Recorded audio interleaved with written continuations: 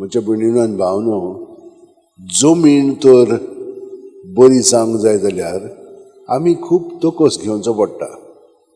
आतां आमच्या पोरसांत तर आमकां कितें लावंक जाय तें आमी कितें करता?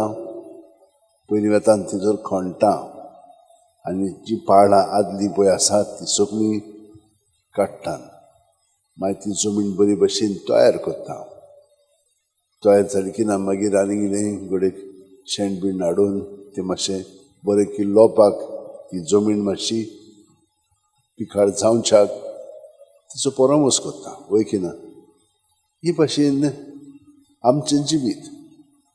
2 दिसां आमी देवाचें उतर आयकता, पूण ताची तयारी जावंक जाय उतर घेवपाक.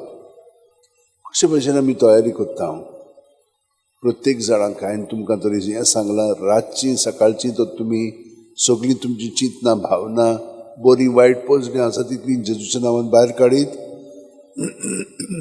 जेजू ती सगळें नितळ करता म्हणून आमकां ह्या दिसांनी हेब्रावाचे चिटींतल्यान आमी आयकलां.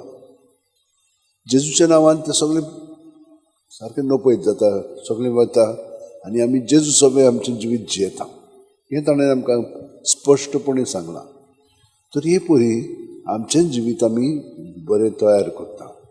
तो दीसभर मागीर कितें जाता, सकाळीं रातचें तर आमी हे भाशेन मागण्यांत रासत जाल्यार सगळ्यो गोश्टी आमी जागृतायेन आमचें जिवीत सादतलें. म्हणजे भितरल्यान कसली चिंतना भावना येतात ताका हाजीर जावन रोखडीच आमी जेजूच्या ताब्यांत वतल्या. भायल्यान दुसरीं कितें म्हणटात करतात आमकां रोखडीच ती आबोलार करतात म्हणटा आमी, वय कित्याक ती सारकें जिवीत जियेना घोडेक. तर तांचें जिवीत आमी तांची उतरां करून आमी जेजूच्या ताब्यांत करूंक जाय. नाजाल्यार ती आमकां कंट्रोल करतात. ना, आमी जेजूच्या ताब्यांत तांकां करची आनी जेजू मागीर आमकां तांचेशी हाजीर जावन कितें म्हणूंक जाय, कितें करूंक जाय तें तो सुचयतलो. हे भाशेन आमी मागीर देवाचें जिवीत आमचें सगळें पत्करता आनी बरेंपण आमी पसरयता. 30, 60, 100 हें कोण करता? तोच करता. तर ताका आमी आमचें जिवीत दिवया. बाकीचें तो सगळें करतलो. पळयात पयल्या वाचपान आमकां सांगलां, तो आमचे पासत मदस्ती करता.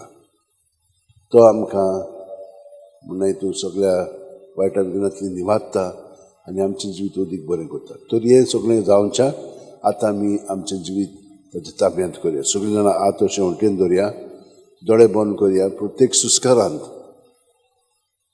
तो आमचे भितर येता.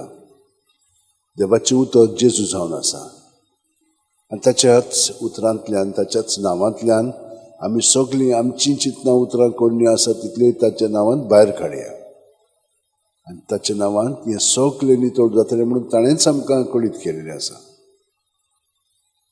तर ह्या भावार्थान बोरवाश्यान ताच्या मोगान उदीक भरोंक आमी आमचें जिवीत ताका ओपून दीत रावया आनी तो आमकां अदीकान अदीक आपली करतलो आनी आमकां कळो नासतना पर्यंत बरेंपण आमच्या उतरांनी कोन्यांनी चालींतल्यान दुसऱ्यांक अणभवूंक दितलो.